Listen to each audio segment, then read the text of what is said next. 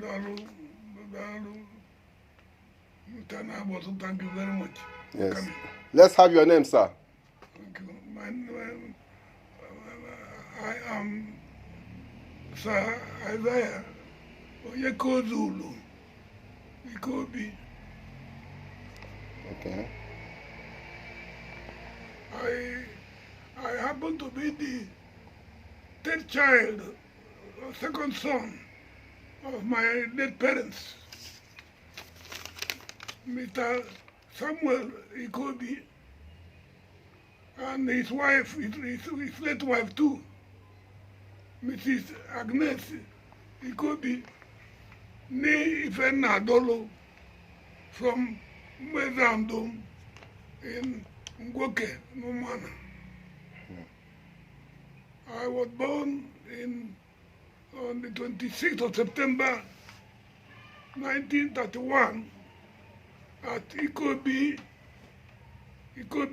ancestral home here in Umechi.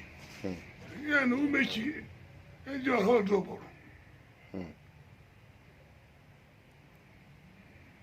Okay, Ndewolune, so nice to have you on our interview corner, sir. Yes. Tell us more about you, about yourself. Thank you very much. Well, like I said, my late father was a carpenter, and my mother was a domestic housewife, skilled in weaving. So my father was one of the earliest convert to Christianity, and so I was lucky. I attended primary schools here in Ozubulu from 1940 to 1943. And then my uncle, the late Erochukwuka, took me to Imo State, where I completed my primary school from 1944 to 1947 at Mbiri Central School, present day Mbitoli. From there, by the grace of God, I was able to pass the very competitive entrance examination into the famous Dennis Memorial Grammar School Onitsha,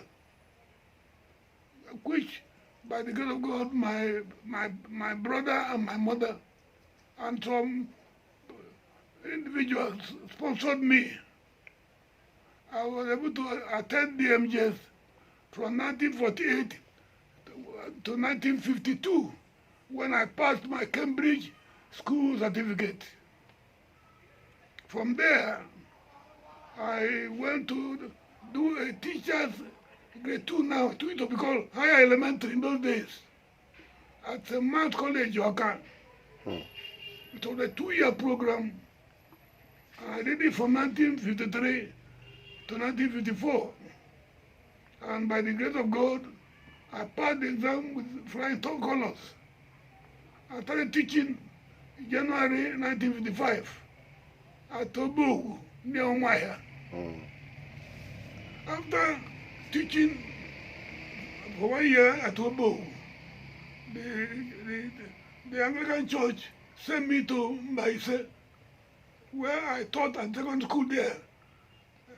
In fact, I assisted the principal to operate secondary school from 1956 to 1958. The year, by the grace of God, I was able to gain admission into Fura Bay College, Freetown, Sierra Leone, where I studied a 4-year degree program in chemistry and botany. By the grace of God again, I was sponsored both in the MJS and in the Fura Bay College by the Anglican Mission. That was what God did for me. Without the Anglican Mission, I couldn't have completed the 2 courses. On completion of the degree in 1962, I was posted to teach in DMU Onitsha, my former school, my alma mater. I taught there from 1962 to 1970. It was part of the time that the Nigerian Civil War occurred. After 1970, the hand of God, called it destiny, fate, took me to teach at International School, University of Ibadan. It was a major opening time in my life. Okay.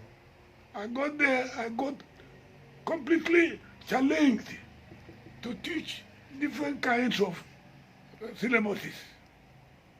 I taught there for 5 years and 4 months. And from there again, the hand of God took me to enter the Federal Civil Service in 1975. It was Federal Civil Service that I worked for 20 years, 1975 to 1995. By the grace of God, I had a very distinguished career in the civil service.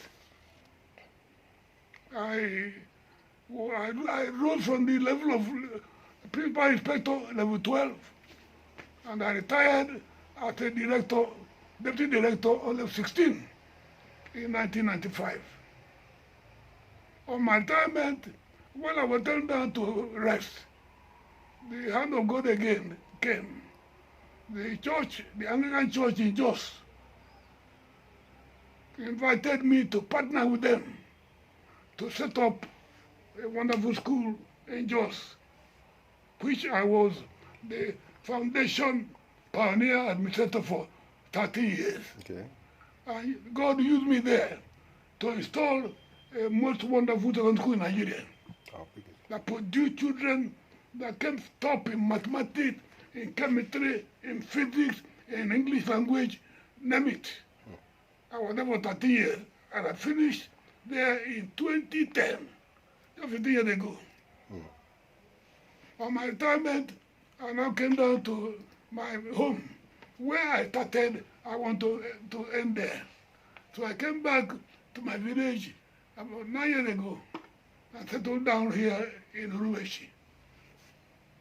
And right now, by the grace of God, I happen to be the oldest man in Uruweshi, the patriarch. And 2 years ago and a half, roughly 2 years ago and a half, I became the oldest man in Ukunu. Okay. Congratulations, sir. So it's so nice to have. By the grace of God. Only by the grace of God. It takes the grace of God as well. Okay, can we dive a little into Ozubulu tradition and cultural activities? Like, we have one question for you, sir. I don't know if there is anything you can tell us regarding Mwiri Ozubulu. Do you have any word for us? Yes. Well, like I told you, I was born at Ikeobi's ancestral home. So I grew up a village boy. I was a village boy. Culture. I took part in wrestling.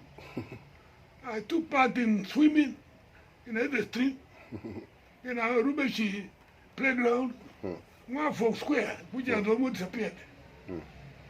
And I remember vividly that in 1942, the first highly celebrated Mbuli took place. And you can imagine if you know the history of Nigeria, history of Igbo land. By 1942, the Christian mission was struggling to establish itself. So in Uruweshi in 1942, the heathens, the non-Christians, formed about 80% or more of the population, more than 80%. And Mbuli was sacrificing cow or horse to idol. Okay. They slaughtered the cows as a thanksgiving to idol they were worshipping. And I remember too many homes in Uruweshi that slaughtered cows, so many. It's from homes, I think I can talk about Uruweshi, because I was 12 years old that time, I was 12. And from families that were well to do, good in farm work. The head of the family was able to kill a cow. Like my boy here, his grandfather, Mr. Robert Neune, his grandfather, Elekude, was able to kill a cow. Man, that was great. Edor him, kill a horse. Edor him, kill a horse. The grandfather of Kindley, Otakwe. Now, it's good to say it. It was acceptable in that time, but if on hindsight, on reflection, it was waste of resources. Okay. It was really waste of resources because nobody was eating meat. There was no fridge. There was limit to how much you can fry it and keep it. Okay. So, as we were going to fetch water or firewood, we were smelling the smell of rotten meat. Okay, there was no way to preserve it. Yes. Ways of preserving it. Okay. Now, the second bully I understand was 1979. Yes. By then, I was in faraway jobs. Okay. Deep. I was chief inspector at that time. I was deeply involved in inspecting schools. The whole, no, I was in jobs at that time, jobs, prostitute. I was young, I was 47 years of age. So I was jumping around, full of energy. Going from Meduguri to Mobi, to Yola, to Sokoto, to Benin Kebbi. I went to all these places. Okay. So I didn't know, but I thank God that with the Christianity and modernism, that aspect has gone. But masquerading is still okay. There's nothing wrong with masquerade. Okay. There's nothing wrong with masquerade. There's nothing wrong with dancing. Okay. They're okay. They're part of relaxation to keep the mood going. There's nothing anti-Christian about it whatsoever at all. Okay. So nice. So are you joining the call for that same Umburi? Because we have gone around to observe people, notable sons of this community, who are currently calling for another Umburi. Are you joining them in the call for Umburi again? No. Or should we just leave it? I won't recommend. I will not recommend any other Umburi to any community. What I will recommend is, I recommend in people, religion is personal. Okay. Religion is personal. If you want to be a Christian and live Christ-like life. Okay. But don't condemn the Muslim, don't condemn the non-Christian. Like the traditionalist.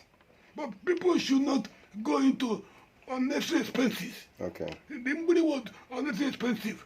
And they spend all that money without taking the children to school. Okay. In this age, you want to train every child should go to school. Okay. Like we say, my background. Every child should go to good school. Okay. Some of the schools are dead, not dead schools. Every child should go to a good school because without education, you cannot have good quality of life. You can't even travel overseas without somebody taking you along. You'll be lost. An illiterate person cannot leave Lagos and travel to Australia like I did. Okay. You can't leave Lagos and travel to Paris, France, as I did. You will get lost at the airport. Okay. So every human being needs to be educated. Okay. Thank you, sir. Thank you. Let's move ahead. On youth lestiveness, that is number 4. Youth lestiveness and cultism. Youth lestiveness and cultism. Yes. What do you have to say, sir? Well, my experience over the years,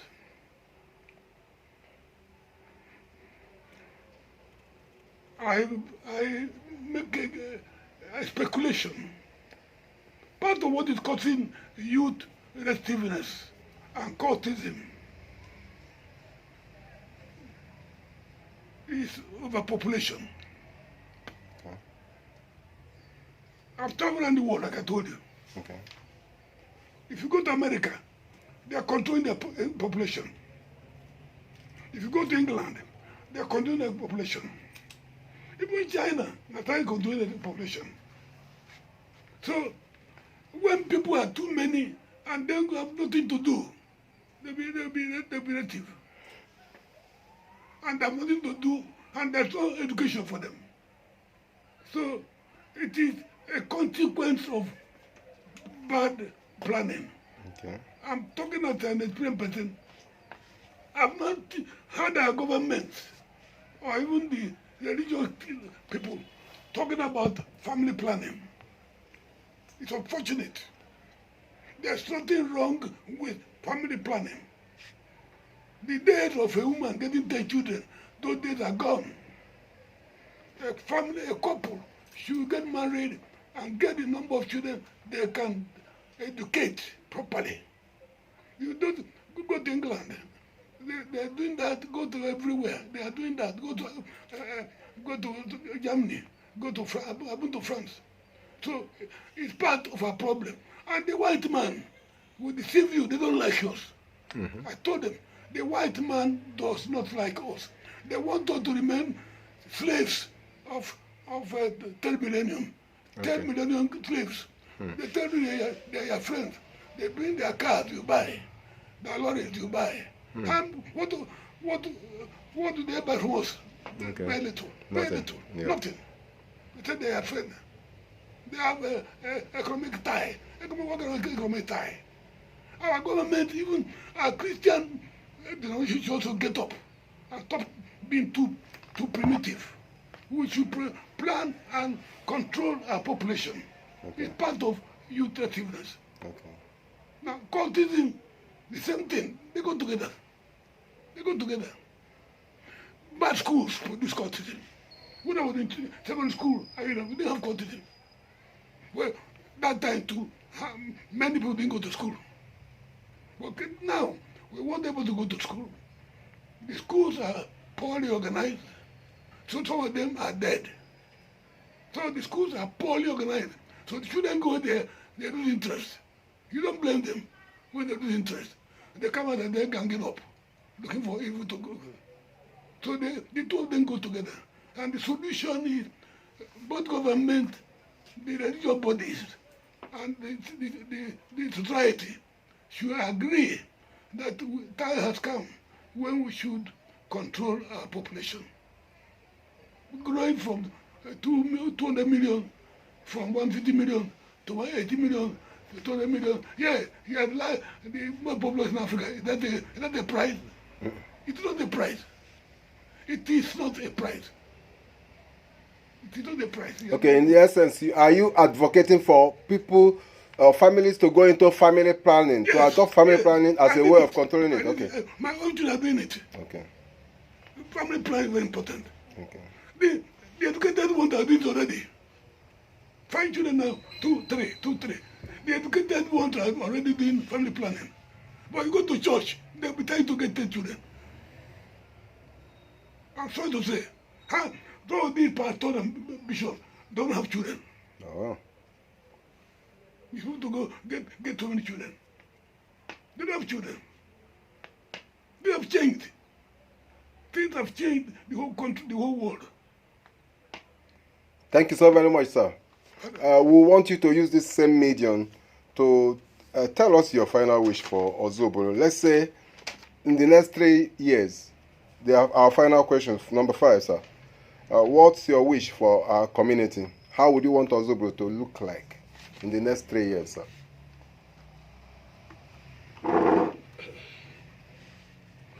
My wish is Urumechi, Ukunu, Ejiora, I got my mother from Umojandom. Yes. Ejiora. Yes. This the oldest man in Ejiora. My colleague, we grew up together. Chief. Charles Nwokolo. We grew up together. Okay. And I told him the day we had who was older. I thought we grew up together. We attended Ozubulu together.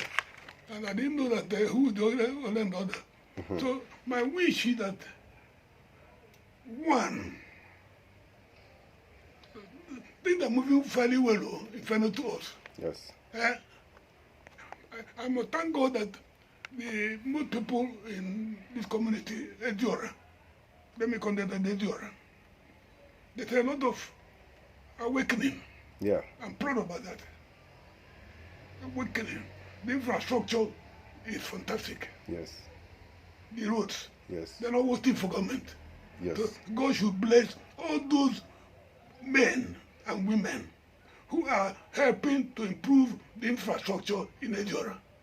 And Ozubulu in general. And Ozubulu in general. Yes, and Ozubulu. You go to Amakwa, go to Uza, go to Ebema. The infrastructure is fantastic. Yes. I now hear I don't have much again. That people is moving to Newi or Ifte. People should meet up. Infrastructure. Very, very important. Even water. When Chief Jerome Udoji was alive, he called us when meeting his house. I was there some 20 years ago or more.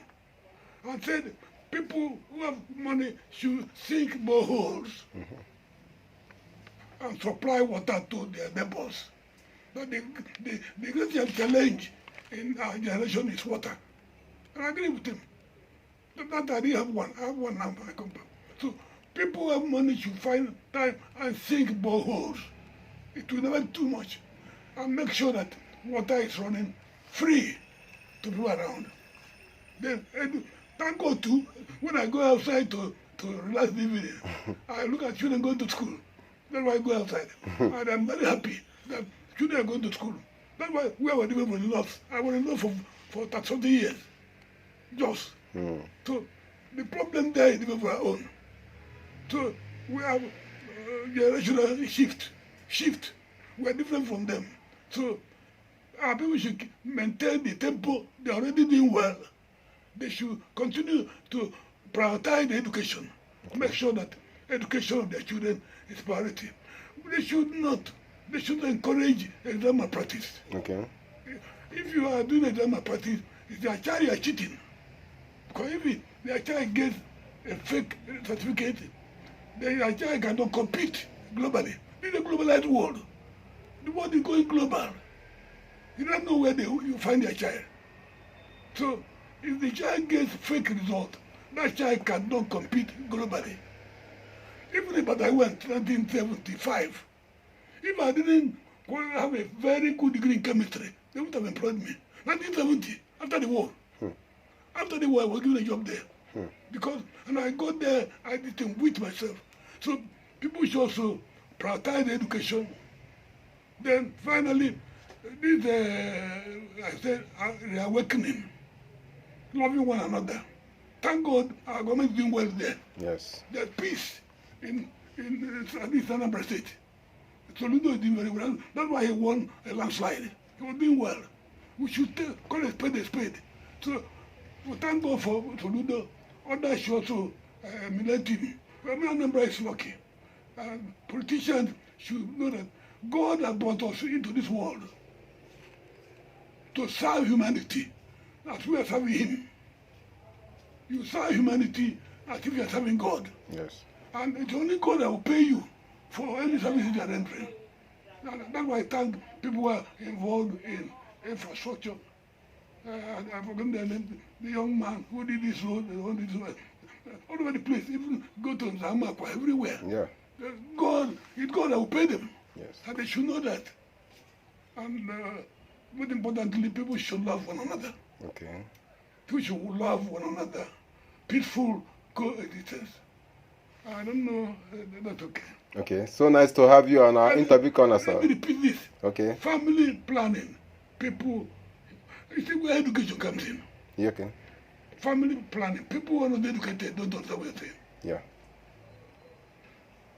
They don't control it. An ignorant person is like somebody wearing the back of his clothes. Okay. You don't even know he's ignorant. It's a pity. Okay. So nice to have you on our interview corner, sir. Thank you. Remind us your name once again, sir. Your name once again. Pardon? Your name once again. My name? Yeah. My name's Yeah. Sir.ISAIAH. Ozubulu. Ikeobi. Ikeobi. Thank you, sir.